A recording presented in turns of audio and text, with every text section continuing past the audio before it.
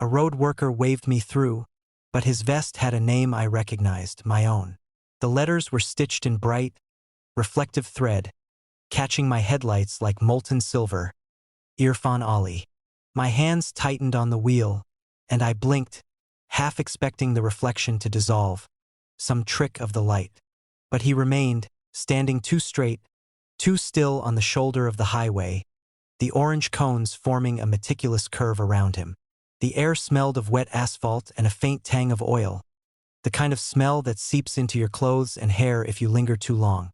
I pressed the accelerator, and the gravel under my tires crunched with a sound that seemed amplified in the sudden, unnatural quiet. No other cars, no birds, no distant hum of civilization, only the rhythm of tires on rough pavement and the soft, static echo of my own heartbeat. I passed him slowly, feeling the weight of his gaze, though I could not see his eyes in the dimming dusk. He lifted his hand in a wave, precise and measured, and I felt the first prickling of unease, the kind that crawls up your spine before the mind can name it. At first, I told myself it was coincidence. My name is not uncommon, but the way he moved, or rather, the way he didn't move, felt wrong. He seemed to exist in perfect synchrony with the road, like he had always been there, and had always known I would come. The memory of my father, fixing a tire on some forgotten roadside years ago, flickered in my mind. A vest with a name tag, a smile that didn't reach the eyes. I shook my head. I was tired. Driving for hours alone on Highway 127 had frayed my nerves. The sun was a smear of red behind the distant hills, and the sky was thickening into an oppressive gray that made the headlights feel too small, too weak. I glanced at the GPS. No signal. Again, it had blinked out 20 minutes back, and the little blue dot refused to move even though I knew I had. I tried the radio. Nothing but static, punctuated by low, intermittent hums that sounded almost like distant voices whispering over the airwaves. I shouldn't have gone this way. I knew it. Yet there was the road ahead, stretching straight and unending, the lines crisp and freshly painted, glistening with the sheen of recent rain. Half an hour later, I saw him again, or someone like him. The same stance, the same vest, the same name, perfectly still by a sharp bend in the road that should have been long past. The reflective letters shone like a warning in my headlights. Irfan Ali. My stomach dropped. I considered stopping, turning around, but the road behind me seemed to have lost its familiarity. Signs repeated themselves. Mile 14 to 2 miles ahead. Then mile 14 to 2 miles ahead again. The guardrails curved in ways my memory said they shouldn't. The wind picked up, rustling the trees along the shoulder with a sibilant hiss that made me tense.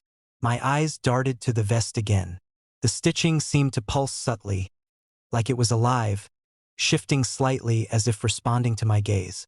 I swerved instinctively around a patch of gravel, and when I looked up, he was gone.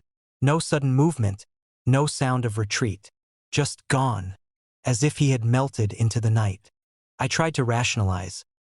I was tired, probably hallucinating. Maybe the road's monotony was gnawing at my mind. Yet every instinct screamed that this was deliberate, that he was deliberate.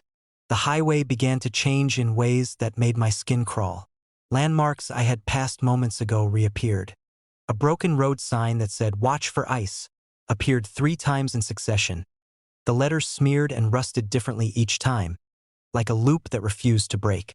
The same gnarled tree, twisted impossibly, showed up on both sides of the road. I tried to keep count of the miles, but the odometer spun erratically, digits blurring and jumping. I flicked the headlights off and on, hoping to reset my perception, but the dim world beyond the windshield refused to stabilize. And then I saw him again, farther down the highway, standing precisely where my instincts told me he would. My headlights caught him first, the reflective letters glaring like accusation. I pressed the brakes, then released them, my foot trembling.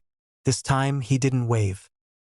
He only tilted his head slightly, ever so slightly, as though acknowledging something ineffable. My own name, stitched into the vest, felt like a key turning in some lock I hadn't known existed. I drove past him slowly, my mind spinning. The smell of wet asphalt thickened into something more pungent. Burning tires, maybe, or iron. Every nerve in my body was taut, straining for movement that my eyes couldn't follow. The trees along the roadside had begun to lean inward, their branches like hands trying to pull me off the asphalt. I blinked, and the bends of the road seemed to straighten, the trees receding, only to snap back into impossible angles when I blinked again. I remembered a dream I had as a child, one of those half-remembered nightmares where you are walking down an endless hallway and your own face appears in every mirror. Only now, the dream felt like memory. The road worker was no longer just a man. He was the echo of me, the shape of me that had been left behind in some other version of reality. Every time I tried to look away, I felt him inside my peripheral vision, guiding, watching, confirming. Hours passed, or was it minutes? The sky darkened fully, and the headlights reflected off the same patches of wet asphalt I had passed before. The bends, the trees, the signs, they all repeated, subtly distorted. The road had become a mechanism, a loop designed not to carry me somewhere, but to unravel me, piece by piece. I tried to call someone. My phone was dead. Not low battery dead, but completely dead. No signal, no power, just black. Even the car's internal lights seemed dimmer, shadows pooling in corners that should have been bright. And then I understood. The road wasn't a place. It was a crucible, a machine. And the worker, the perfect stillness of him, the reflective letters on his vest. He wasn't random. He was part of the process. He had always been part of it. I pressed the accelerator, finally, as though I could outrun the inevitability. But the road continued, unbroken, repeating, bending impossibly. I saw him once more standing at the next curve. This time I could see more of him. His features were mine, or a version of mine, the eyes, the jawline, the way the hands rested by the hips. Not a hallucination. Not a twin. Something older, patient, waiting for confirmation. I realized then that I was being guided not through space, but through identity. Every swerve, every blink, every moment of hesitation was measured, folded into the architecture of the highway. My name on his vest wasn't a coincidence. It was confirmation. I existed here. I had arrived where I was always meant to arrive. The headlights picked up the reflective letters one final time. Irfan Ali.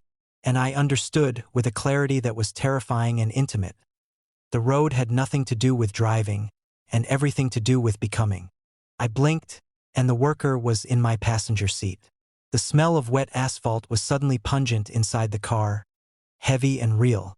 He or I smiled, a small, precise curl of the lips that mirrored every memory I had ever denied.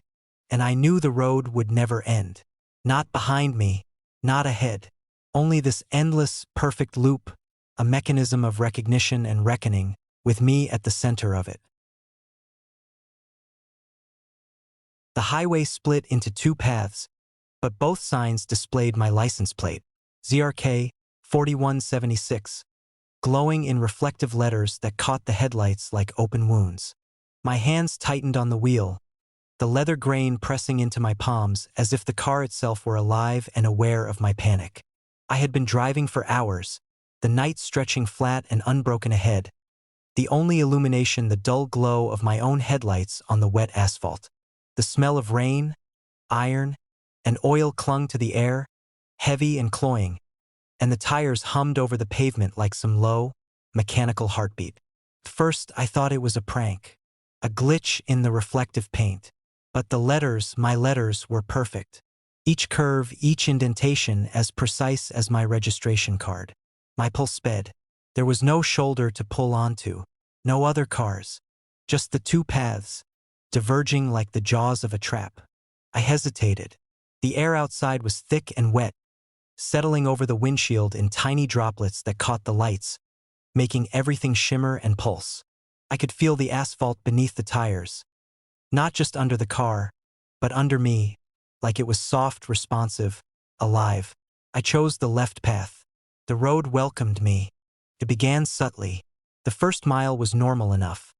Trees lining the shoulder, signs indicating miles and curves, the faint distant sound of wind through branches. But the repetition started almost immediately. A cluster of dead oaks appeared again and again, their trunks gnarled in exactly the same pattern. The guardrails curved identically, scuff marks and rust in the same spots. My odometer spun irregularly, numbers jumping, then rolling backward. The GPS blinked out entirely. I tried the radio. Only static, low and wet, punctuated by faint, almost biological clicks that sounded like something moving through damp tissue. A patch of asphalt shimmered in the headlights, slick and dark. The surface rippled subtly under the tires, like a skin reacting to pressure. I pressed down harder, gripping the wheel, and the road flattened again, perfect and indifferent. A smell rose from it then, something metallic, coppery, hot, and I gagged slightly, rolling down the window. The night air did nothing to dilute it. I passed another sign, and my stomach sank. There it was again. ZRK 4176. Not a reflection, not a coincidence.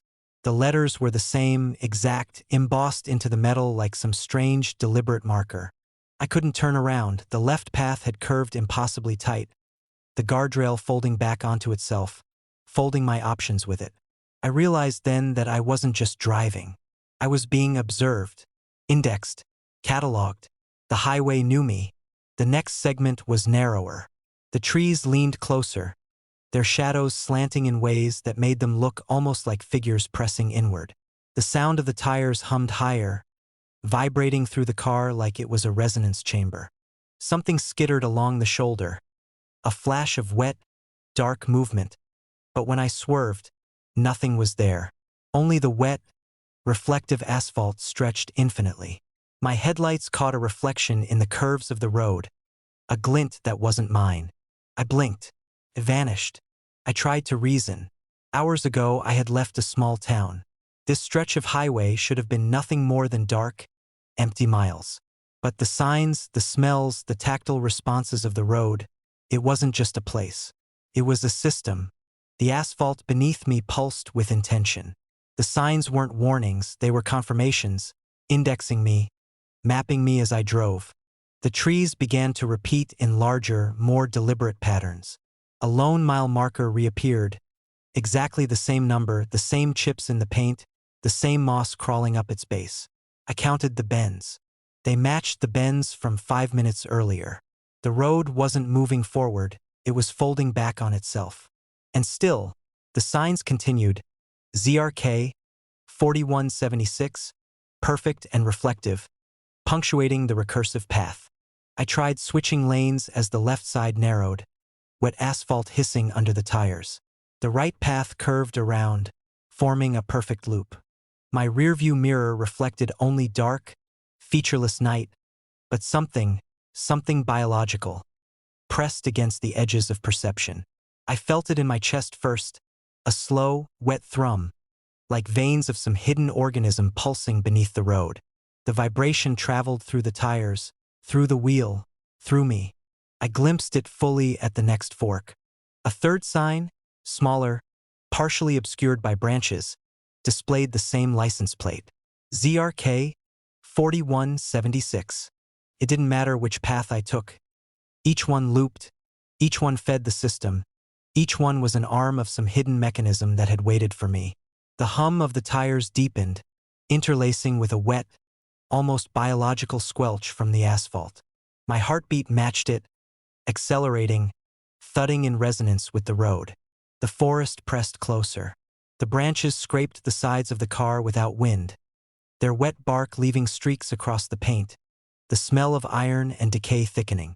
I tried to accelerate, to escape the feeling of being consumed by the road itself, but the curves tightened. The texture of the asphalt shifted again.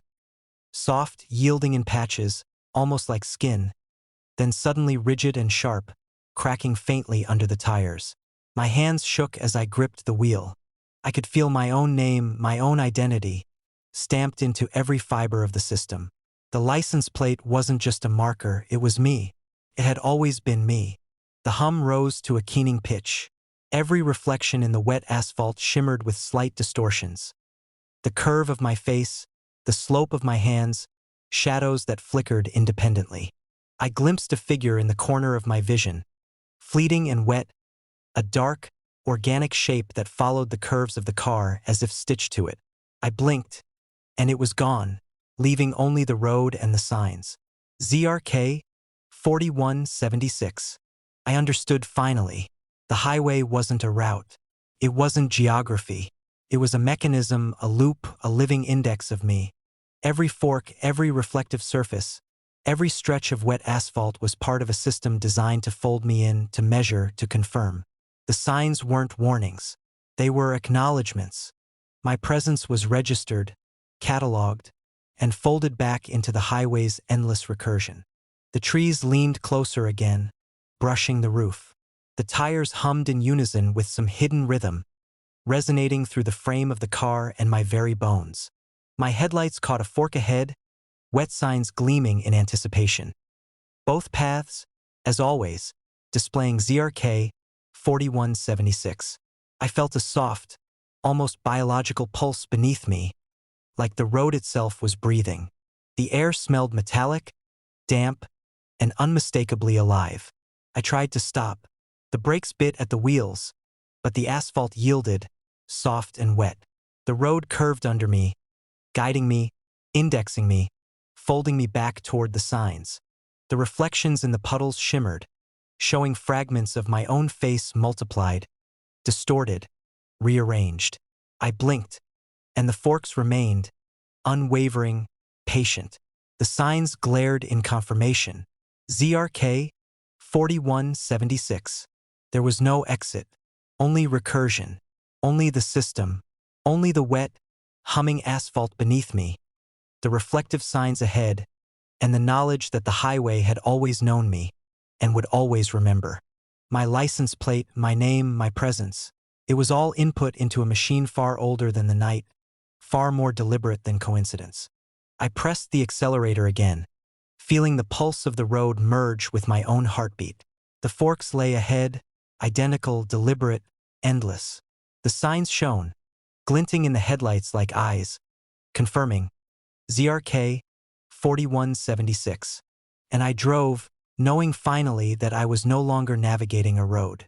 I was navigating myself, folded into the mechanism, indexed, and confirmed. The highway split again, and again, and again, and the signs, unerring, gleamed. ZRK 4176. There would be no end.